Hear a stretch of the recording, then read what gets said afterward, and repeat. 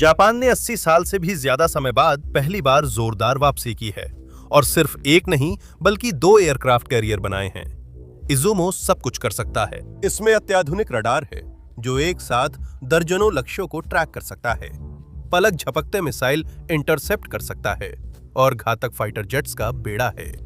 पर बात यह है कि ये जहाज अस्तित्व में नहीं होने चाहिए थे। जापान ने वर्षों तक युद्धोत्तर सख्त नियमों से बंधा रहा था जो आक्रामक कैरियरों पर रोक लगाते थे और इजुमो क्लास को जेट उड़ान के लिए नहीं बनाया गया था। तो आखिर कैसे 2 helicopter destroyer stealth jet carrier में बदल गए? इसके अजीबोगरीब आरंभ और इसकी सीमाओं ने इसे जापानी नौसेना का मजबूत स्तंभ कैसे बना दिया। और क्या ये कभी सिर्फ एक अंडरडॉग से बढ़कर साबित हो सकता है जब समय आएगा? उगते सूरज की धरती को एक अप्रत्याशित नया चैंपियन मिला है। क्षितिज पर युद्ध मंडरा रहा है। तो जब हम जापान और उसकी नौसेना की बात करते हैं तो दक्षिण और पूर्वी चीन सागर में चीन से संभावित संघर्ष की बात हो रही है। क्षेत्रीय संघर्ष जापान को अपनी शिपिंग लेन और जल की रक्षा के लिए मजबूर कर सकता है। चूंकि जापान अमेरिका का सहयोगी है और चीन अमेरिका में टकराव संभव है, जापान को कार्रवाई के लिए तैयार रहना होगा। चीन क्षेत्रीय रूप से जापान के लिए सबसे बड़ा खतरा है और वे पास भी हैं। युद्ध होने पर जापान को गाफिल नहीं पकड़ा जाना चाहिए। अगर आपने हाल के वर्षों में ध्यान दिया हो तो जानते होंगे कि चीन ताइवान पर संभावित आक्रमण के लिए अपनी सैन्य ताकत बढ़ा रहा है। तो न सिर्फ ऐसा संघर्ष संभव है बल्कि इसकी संभावना लगातार बढ़ती जा रही है, खासकर जब जापान के स्वामित्व वाले सेनकाकू द्वीप पास में है। और जापानी सैन्य बलों ने भी स्पष्ट रूप से यही सोचा, क्योंकि उन्होंने महसूस किया कि क्षेत्र में संभावित संघर्ष की स्थिति में उन्हें कुछ ऐसा चाहिए जो जापान की रक्षा में मदद कर सके, कुछ ठोस, कुछ ऐसा जो पानी पर उनकी ताकत को कई गुना बढ़ा सके। एक विमान वाहक पोत। जापान ने द्वितीय विश्व युद्ध में अपने सभी विमान वाहक पोत खो दिए, इसलिए अब वे नहीं चलाते। ये बढ़ोतरी शायद जापान के संविधान के खिलाफ होगी, जो उसे आक्रामक हथियार बनाने नहीं देता। ये तो छोड़ ही दीजिए कि विमान वाहक पोत बनाने में सालों लगते हैं। उन्हें एक समाधान चाहिए था, ऐसा कुछ जो अधिकांश काम कर सके, जिसे संविधान में उचित ठहराया जा सके और जो असली विमान वाहक पोतों के धीरे धीरे निर्माण शुरू होने के दौरान जल्दी आ सके। यहां आती है जेएस इजुमो श्रेणी। जापान के पास इस श्रेणी के 2 जहाज हैं, उपयुक्त नाम वाला इजुमो और उसका सहोदर जहाज कागा। ये द्वितीय विश्व युद्ध के बाद जापान के सबसे बड़े 2 जहाज हैं। आप पूछ सकते हैं, क्या ये विमान वाहक पोत हैं? दिखने में तो ये वैसे ही लगते हैं। ऐसा लगता है कि ये कुछ विमान ले जाते हैं, तो और क्या चाहिए?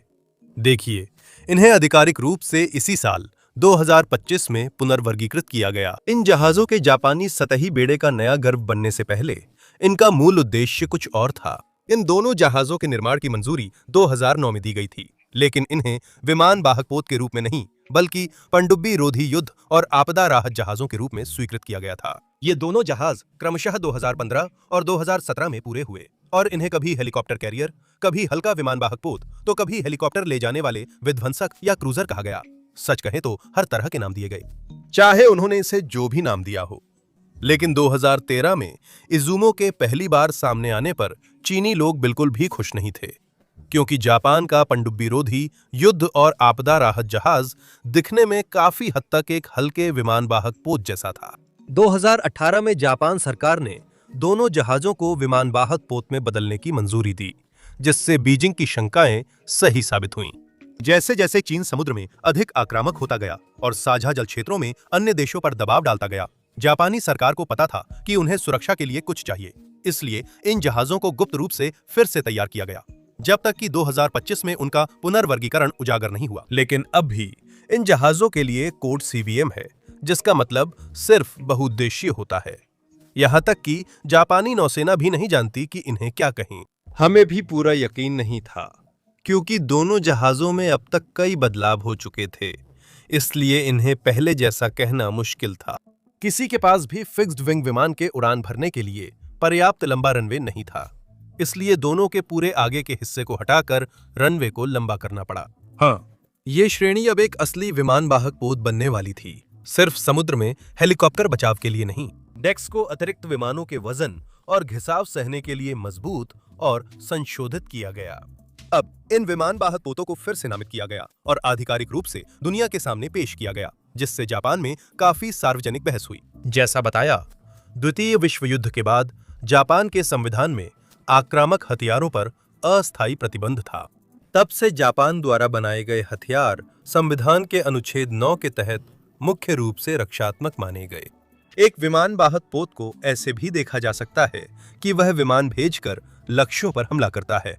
क्या यह आक्रामक हथियार नहीं है और इसलिए असंवैधानिक है? टोक्यो और उसके वकीलों ने वही किया जो वकील करते हैं, कुछ बातें बना दी। जापान ने इन जहाजों को रक्षात्मक श्रेणी में रखा है। हालांकि यह संविधान से बचने का आसान तरीका लगता है। आप देखेंगे कि इन दोनों जहाजों का डिजाइन मुख्य रूप से रक्षा के लिए किया गया था। इन जहाजों पर विवाद है और इन्हें काफी मीडिया का ध्यान मिला, क्योंकि ये 20वीं सदी के बाद जापान के पहले विमान वाहक पोत होंगे जिन पर उगते सूरज का झंडा होगा। ये स्पष्ट नहीं है कि विमान वाहक पोतों को बदलने की योजना चीनी आक्रामकता के बाद बदली गई या यह सिर्फ दिखावा था, लेकिन हमें लगता है कि पहली वजह सही है और हम कारण बताएंगे। ये जहाज कभी भी विमान वाहक पोत बनने के लिए नहीं बनाए गए थे और जैसा कि आप अभी देखेंगे, इनमें कुछ गंभीर सीमाएं हैं। अगर शुरू से यही योजना थी तो छोटे विमान वाहक पोतों की जगह चुपचाप एक असली विमान वाहक पोत क्यों नहीं बनाया गया? शायद शुरुआत से ही विमान वाहक पोत बनाना सस्ता और जल्दी होता। इन दोनों जहाजों को तेजी से विमान वाहक पोतों में बदलना इस बात का संकेत था कि टोक्यो जानता था कि उसे तुरंत काम आने वाली किसी चीज की जरूरत है। यह आदर्श समाधान नहीं था, लेकिन इन्होंने उस समय जापानी सरकार को 3 जरूरी चीजें दी। ये पारंपरिक विमान वाहक पोत से जल्दी बन गया, लगभग वही उपयोगिता दी और संवैधानिक संकट टाल दिया। आखिरकार टोक्यो के पास छोटे विमान वाहक पोत आ गए।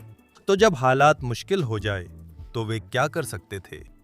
ठीक है, इन्हें आजमाते हैं। छोटा लेकिन ताकतवर। स्पेसिफिकेशन देखें तो जापान के छोटे लेकिन सक्षम कैरियर्स के बारे में कहा जा सकता है कि पहला कैरियर बनाने में 113.9 अरब जापानी येन लगे थे। ये लगभग 1.5 अरब अमेरिकी डॉलर है, जो सिर्फ 248 मीटर यानी 840 फीट लंबाई के लिए एक बड़ी रकम है।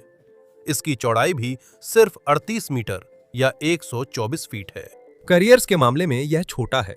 यहां तक कि आईएनएस विक्रांत, जो पुराना सोवियत विमान वाहक पोत था और जिसे भारतीय सरकार ने 90 के दशक में यूक्रेन से खरीदा था, इससे लगभग 15 मीटर लंबा है और वो कई दशक पुराना है। यह आकार का अंतर इजुमो के पूरी तरह लोड होने पर सिर्फ 27,000 टन के विस्थापन में भी दिखता है, जिससे ये स्पेसिफिकेशन के हिसाब से हल्के एयरक्राफ्ट कैरियर्स के ज्यादा करीब आता है। इसके हथियारों को देखें तो यह आकलन भी सही बैठता है, जिसमें केवल 2 मार्क 15 सी रैम और 2 mark 15 Felix close in weapon system शामिल है। दोनों ही बहुत सक्षम हैं, लेकिन कई सालों तक इस जहाज के साथ डिस्ट्रॉयर शब्द जुड़ा होने के बावजूद इजुमो युद्ध में ज्यादा तबाही नहीं मचाएगा, कम से कम सीधे तौर पर तो नहीं। सच कहूं तो ये समझदारी है, क्योंकि ये थोड़ा छोटा है। आकार सब कुछ नहीं होता, इसलिए इजुमो का छोटा होना इसकी खूबियों को नहीं घटाता। फिर भी आखिरकार इसे एक एयरक्राफ्ट कैरियर की तरह काम करना है। छोटा क्षेत्रफल होने का मतलब है कि एक समय में कम विमान इसका इस्तेमाल कर सकते हैं, कम विमान इसमें रखे जा सकते हैं और कम विमान जहाज की रक्षा कर सकते हैं। अगर कुछ है भी तो यह टोक्यो के भीतर उस जल्दी की भावना को दर्शाता है कि कम से कम ऐसा कुछ हो जो एक कैरियर की तरह काम कर सके। इसी वजह से इन जहाजों में संशोधन किए गए और उनका वर्गीकरण बदला गया। यह ज्यादातर आधुनिक विमान वाहक पोतों से छोटा है, क्योंकि इसे कभी भी विमान वाहक पोत के रूप में नहीं बनाया गया था, कम से कम फिक्स्ड विंग विमानों के लिहाज से तो बिल्कुल भी नहीं। फिर भी इस छोटी फ्लाइट डेक पर हैरान कर देने लायक काफी जगह है। ये डेक 28 हेलीकॉप्टर या 14 बड़े विमान रख सकता है और फ्लाइट डेक पर 5 हेलीकॉप्टर एक साथ टेक ऑफ लैंड कर सकते हैं, लेकिन विमानों को एक एक कर कतार में लगना पड़ता है। हालांकि इसके सॉर्टी रेट्स पारंपरिक करियर्स से कम होंगे, ये कोई छोटी बात नहीं है। जापान को अपनी समुद्री सीमाओं की रक्षा के लिए जो चाहिए, उसके हिसाब से यह निश्चित रूप से पहले की तुलना में एक बड़ा सुधार है, जब देश के पास ज्यादा विकल्प नहीं थे। संशोधन और पुनर्वर्गीकरण से पहले जहाजों में 7 S-60J के पनडुब्बी रोधी और 2 खोज व बचाव हेलीकॉप्टर थे। ये समझ आता है क्योंकि हेलीकॉप्टर उन मिशनों के लिए आदर्श थे जिन पर यह जहाज पहले जाता था। लेकिन अब स्थिति बदल गई है। फिक्स्ड विंग टेक ऑफ के लिए पर्याप्त रनवे होना अच्छी बात है, लेकिन हेलीकॉप्टर ज्यादा नाजुक होते हैं और सच ये है कि इज़ुमो के पास ऐसे कहीं ज्यादा विमान हैं जिन पर उसे निर्भर रहना पड़ता है। लेकिन जब वे हवा में हों, फिक्स्ड विंग विकल्प अच्छा है। आपने F-35 लाइटनिंग 2B के बारे में सुना होगा। हाँ, जापान ने अंकल सैम के हथियारों के खजाने में हाथ डाल दिया है और ऐसा लगता है कि उन्हें अपने साथ घर ले जाने के लिए सबसे अच्छा खिलौना मिल गया है, क्योंकि इज़ुमो का फ्लाइट डेक बहुत छोटा है। केवल कुछ ही विमान इससे उड़ान भर सकते हैं और उनमें STOVL यानी शॉर्ट टेक ऑफ और वर्टिकल लैंडिंग की क्षमता होनी चाहिए, जो F-35 2B में है।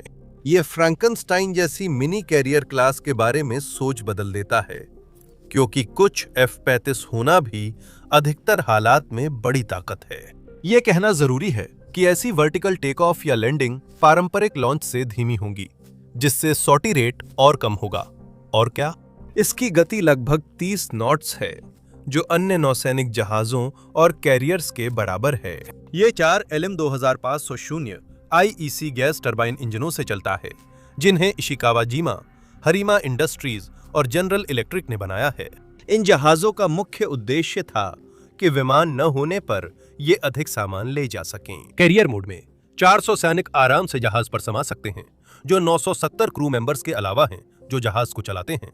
साथ ही 3.5 टन वजन वाले 50 ट्रक भी ले जाए जा सकते हैं। ये सरकारी सामान सैनिकों के समर्थन के लिए है। इसमें जरूरी उपकरण हो सकते हैं और जरूरत पड़ने पर फील्ड अस्पताल भी बन सकता है। तो कुल मिलाकर आपके पास एक ऐसा जहाज है जो आकार में छोटा होने के बावजूद एक सक्षम, भले ही छोटी, रक्षात्मक हथियार प्रणाली से लैस है। यह बहुप्रकारी भी है और यह एक सहायक प्रतिरोधक के रूप में कार्य करता है, जो इसकी नौसैनिक शक्ति को बढ़ाता है। हाँ, ये आकार में छोटा है और कुछ नुकसान है, खासकर वास्तविक युद्ध क्षेत्र में इसकी उपयोगिता के लिहाज से। लेकिन फिर भी टोक्यो के लिए इस क्षेत्र में ये ऐसा उन्नयन है जो देश के पास पहले नहीं था। चीन की बढ़ती ताकत के चलते जापान को ज्यादा मदद की जरूरत हो सकती है। ऐसे में इज़ुमो क्लास के साथ बेहतरीन उपकरण मिलना फायदेमंद है। उन्नत तकनीक। इज़ुमो क्लास F-35 और कई उपयोगी तकनीकों से सुसज्जित है। जापान अपनी अनूठी तकनीकी डिजाइन और इंजीनियरिंग के लिए प्रसिद्ध है। इसलिए जब वे इसे एयरक्राफ्ट कैरियर पर लागू करते हैं तो उसमें आधुनिक सुविधाएं होती हैं। शुरुआत में इज़ुमो और उसकी श्रेणी के अन्य जहाजों में active electronically scanned array AESA radar लगा है। यह पारंपरिक मैकेनिकल रडार सिस्टम दुश्मन के विमानों के संकेत पकड़ने के लिए घूमती हुई डिश का इस्तेमाल करता है। वहीं एसा अलग है। यह पूरी तरह इलेक्ट्रॉनिक है, जो हर दिशा में आसमान को सक्रिय रूप से स्कैन करता है।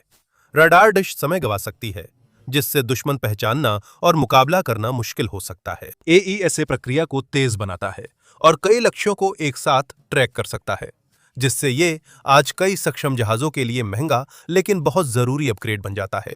साथ ही ATEX है, यानी एडवांस टेक्नोलॉजी कमांड सिस्टम, जो जहाज का दिमाग होता है। यह सभी सेंसर और स्कैनर के साथ साथ उनके बीच आने जाने वाले संदेशों को भी संभालता है। यह जो भी डेटा इकट्ठा करता है उसे सेंसर, हथियारों और कॉम्बैट मैनेजमेंट सिस्टम के जरिए भेजता है, ताकि संभावित लक्ष्यों के बारे में जानकारी हासिल की जा सके और फिर उसे व्यवस्थित करता है। हथियारों के मामले में combat direction system CDS dashboard की तरह काम करता है, जिसका हथियार चलाने वाले लोग वास्तव में इस्तेमाल करते हैं। यह नियंत्रित करता है कि सेंसर और हथियार किस दिशा में निर्देशित किए जाएं और इसका इस्तेमाल खतरों को ट्रैक करने के लिए किया जाता है। यह फायर कंट्रोल सिस्टम या FCS के साथ काम करता है, जो जहाज के रडार और ट्रैकिंग डेटा का उपयोग करके मिसाइलों को उनके उचित गंतव्य तक पहुंचाने के लिए लक्ष्यों को लॉक करता है। अगर आप इस जहाज को एक ऐसे व्यक्ति की तरह सोचें जो बंदूक पकड़े हुए है, तो एसा उसकी आंखें होंगी, ATEX उसका दिमाग है, CDS उसके हाथ हैं और FCS बंदूक है। खैर, बंदूक तो बंदूक ही है, लेकिन मेरा मतलब है आप समझ गए होंगे। अब स्पष्ट है कि इतनी उन्नत रडार और संचार प्रणाली की सबसे अहम बात यह है कि इज़ुमो अपने छोटे F-35 बेड़े से बेहतर संवाद कर सकेगा, जो मुख्य रूप से संचार आधारित प्लेटफॉर्म है। जापान के पास भी आगे चलकर ऐसे कुछ जहाज होने की उम्मीद है जो अमेरिका की उन्नत एजिस प्रणाली से इंटरफेस कर सकें। इसका मतलब है कि इज़ुमो जैसे जहाज भविष्य में यह प्रणाली लगने पर एक साथ 100 लक्ष्यों को ट्रैक कर सकते हैं और इन लक्ष्यों से निपटने की जानकारी पानी पर मौजूद दूसरे जहाजों और हवा में मौजूद विमानों तक भेज सकते हैं। एनी सेंसर, एनी शूटर अमेरिकी नौसेना की मुख्य संचार आधारित रणनीति है और इसमें जापान के शामिल होने से इजुमो जैसे एयरक्राफ्ट कैरियर तैरते कमांड सेंटर बन जाएंगे, जिससे क्षेत्र में इसकी लड़ाकू शक्ति बढ़ेगी। एजिस अभी जापानी सेना में नहीं है, लेकिन इजुमो एक संचार आधारित प्लेटफॉर्म है और यह इस बात का अच्छा उदाहरण है कि जापान एजिस का बहुत अच्छे से इस्तेमाल कैसे कर सकता है। अगला है सरफेस सर्च रडार, जो समुद्र में जहाजों, छोटी नावों और सतही वस्तुओं की खोज के लिए खास रडार है। एक बार फिर इसकी आपदा राहत वाली पृष्ठभूमि यहां समझ में आती है, क्योंकि सिद्धांत रूप में यह रडार पानी में खोए हुए लोगों, नावों या आपूर्ति की खोज के लिए इस्तेमाल किया जा सकता है। जापान ने वर्षों में अपनी हिस्से से ज्यादा प्राकृतिक आपदाएं देखी हैं। ऐसे में इस तरह की तकनीक ऐसे घटनाओं के समय वास्तव में बहुत उपयोगी होती है। ये अब युद्धपोत है और सतह रडार का भी उपयोग होता है। ऐसा आसमान पर नजर रखता है, लेकिन खतरे पानी पर भी दिख सकते हैं। तेज हमला करने वाली नावें, अन्य सतही जहाज और यहां तक कि तैरते हुए बारूदी सुरंग जैसी चीजें भी विमान वाहक पोतों के लिए विभिन्न प्रकार के खतरे पैदा करती हैं। और किसी भी प्रकार का सतह रडार इन खतरों को गंभीर नुकसान पहुंचाने से पहले ही रोकने में मदद करता है। खतरे सतह के नीचे से भी आते हैं, इसलिए इजुमो में जहाज के अगले हिस्से का सोनार सिस्टम है, जो पनडुब्बियों के खतरे सुनता है। जी हां, इस जहाज का मुख्य उद्देश्य पनडुब्बी रोधी युद्ध है। इसी कारण इसे बनाया गया था। मुझे आपको यह बताने की जरूरत नहीं है कि एक विमान वाहक पोत के लिए पनडुब्बी रोधी उपाय होना शायद कितना जरूरी है, क्योंकि पनडुब्बियां ही कुछ ऐसी हमलावर होती हैं जो सुरक्षा घेरे में विमान वाहक पोत के करीब पहुंचने में सक्षम होती हैं। हालांकि पनडुब्बी रोधी युद्धपोत होते हुए भी इसमें कोई डेप्थ चार्ज नहीं है। असल में पनडुब्बी रोधी युद्ध के लिहाज से यह कम सुसज्जित लग सकता है, लेकिन आप गलत होंगे और यही वजह है। जैसा कि बताया, डेप्थ चार्ज का न होना एक बड़ी कमी लगता है और इजुमो की टॉर्पीडो से सुरक्षा उसकी गतिशीलता एंटी टॉर्पीडो मोबाइल डिकॉय और फ्लोटिंग एकॉस्टिक जैमर तक सीमित है। ये लॉन्च होने वाला हथियार टॉर्पीडो को भ्रमित करने के लिए डिकॉय का उपयोग करता है, जैसे फ्लेयर्स और चैफ मिसाइलों के लिए, पर यह खत्म होते ही प्रभाव खत्म हो जाता है। इजुमो पूरी तरह असुरक्षित नहीं है, क्योंकि इसमें पानी में फायर होने वाला जैमर है जो शोर से टॉर्पीडो को भ्रमित करता है, और ये जहाज लगभग कभी अकेला नहीं चलता। इसका मतलब है कि इसे ढेर सारे अन्य जहाजों के साथ चलना होता है, जो एस्कॉर्ट के दौरान कई स्तरों की सुरक्षा भी प्रदान करते हैं। इसके कुछ जहाजों के पास पनडुब्बी रोधी हेलीकॉप्टर हैं, जो टॉर्पीडो खोजने नष्ट करने में सक्षम हैं, और इजुमो भी ऐसे विमान रख सकता है। अगर आप हवा या सतह से इजुमो पर हमला करने की कोशिश भी करें, तो भी ये ज्यादा आसान नहीं होता। इजुमो का इलेक्ट्रॉनिक युद्ध प्रणाली दुश्मन के रडार और संचार प्रणालियों का पता लगाकर उन्हें जाम कर सकता है, जिससे इलेक्ट्रॉनिक रूप से कमजोर दुश्मन पंगु हो सकता है। ये दुश्मन के सिग्नल्स और हथियारों को बाधित कर सकता है, जिससे जहाजें अंधी और बेकार हो जाती हैं। लेकिन अगर कोई मिसाइल बचकर आ ही जाए, तो टॉर्पीडो के लिए चाफ लॉन्चर्स याद हैं, तो इजुमो के पास कुछ पारंपरिक भी हैं। बिल्कुल, अगर इसे इनका इस्तेमाल करने की जरूरत भी पड़ी, तो इसका मतलब होगा कि दुश्मन एक मिसाइल को कई जहाजों, जैमर और हवा में घूम रहे F-35 विमानों के बीच से निकालने में सक्षम था। आप इसे इतनी आसानी से नहीं मार सकते। इससे इसकी रक्षात्मकता समझ सकते हैं। तो हमने आपको इस मिनी कैरियर, एक लाइट कैरियर, एक हल्के विमान ले जाने वाले हेलीकॉप्टर डिस्ट्रॉयर 3000 या जो भी आप इसे कहना चाहें, उसके बारे में लगभग सब कुछ बता दिया। सच कहूं तो हम खासे प्रभावित हैं, खासकर ये सोचकर कि ये जहाज शुरू में एयरक्राफ्ट कैरियर के लिए नहीं बने थे। आपके पास एक तेज और उपयोगी जहाज है, जिसे मोबाइल कमांड सेंटर और कम्युनिकेशन हब की तरह इस्तेमाल किया जा सकता है, जिसे दुनिया के सबसे सक्षम फाइटर एयरक्राफ्ट की सुरक्षा में मारना मुश्किल है। ये उसे किसी झड़प में बेहद ताकतवर बना देता है और ये सुनिश्चित कर सकता है कि जापानी बेड़ा जब भी लड़ाई में उतरें तो अपनी पूरी ताकत के साथ उतरें। लगभग हर मामले में इसे सफलता या जापानी नौसेना की बड़ी क्षमता बढ़ोतरी तो कहना ही पड़ेगा, भले ही प्रक्रिया पारंपरिक न रही हो। लेकिन ये मायने नहीं रखता जब तक वह खुद को दूसरी ताकत से नहीं बचा सकता। पुराने जापानी विमान वाहक पोत भी कभी प्रभावशाली थे, अब वे कोरल रीफ बन गए हैं। तो सवाल उठता है, जब बड़ा टकराव आएगा, क्या जापान तैयार होगा? क्या ये काम करेगा? और ये सवाल असल में इस पर आकर टिकता है कि क्या इज़ुमो जापान को चीन के खिलाफ रक्षा करने में मदद कर सकता है। और सुनिए, क्या ये मदद कर सकता है? हाँ, बिल्कुल। क्या ये जापानी नौसेना को क्षेत्र में किसी अन्य सहयोगी बल का समर्थन करने की अनुमति दे सकता है? लगभग निश्चित रूप से। अगर आज चीन से युद्ध हो तो जापान हार जाएगा। हाँ, सबसे ज्यादा संभावना यही है। चीन की जनशक्ति ही उसे कठिन विरोधी बनाती है। अगर उसकी विनिर्माण क्षमता की बढ़त, यह तथ्य कि उसकी तकनीक अभी जापान से आगे नहीं निकली है लेकिन बहुत तेजी से सुधर रही है, उसकी विशाल मिसाइलों की संख्या और उसकी आर्थिक बढ़त को भी जोड़ लें तो यह मुकाबला ही नहीं है। यह जापान के खिलाफ कोई ताना नहीं है। चीन से अकेले मुकाबले के लिए 2 मिनी एयरक्राफ्ट कैरियर काफी नहीं होंगे। अब जापान शायद चीन से अकेले नहीं, बल्कि पूर्वी और दक्षिणी चीन सागर में कई देशों के साथ चीन से लड़ेगा। इस स्थिति में इज़ुमो क्लास कुछ समय तक अपने एस्कॉर्ट के साथ खुद को संभाल सकेगी। इसमें F-35 और इज़ुमो के अलग अलग सिस्टम मदद करेंगे। F-35 अपने आप में निवारक का काम करते हैं, जैसे कि जापान और अमेरिका द्वारा इस क्षेत्र में की जा रही निरंतर ट्रेनिंग भी एक रोकथाम का काम करती है। दोनों देश F-35 और जापान की नौसेना को बेहतर बनाने के लिए साथ काम कर रहे हैं ताकि समय आने पर उनकी संयुक्त रणनीति प्रभावी हो। भविष्य में एजिस नेटवर्क के एकीकरण से इज़ुमो और उस पर तैनात विमान बीजिंग के लिए बड़ा लक्ष्य बन सकते हैं।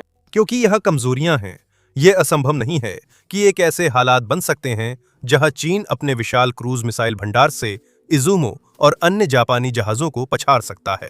इज़ुमो की रक्षा अच्छी है, लेकिन यह भारी मात्रा में हथियारों के हमले से पस्त हो सकता है।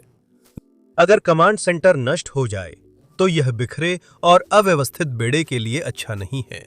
ड्रोन युद्ध, और खासकर नौसैनिक ड्रोन युद्ध, साथ ही ड्रोन स्वॉर्म तकनीक दुनिया में तेजी से बढ़ रही है। इज़ुमो को यह सुनिश्चित करना होगा कि उसकी इलेक्ट्रॉनिक काउंटरमेजर्स इस काम के लिए तैयार हैं, या वो अपनी रक्षा के लिए ड्रोन का भी इस्तेमाल कर सकता है।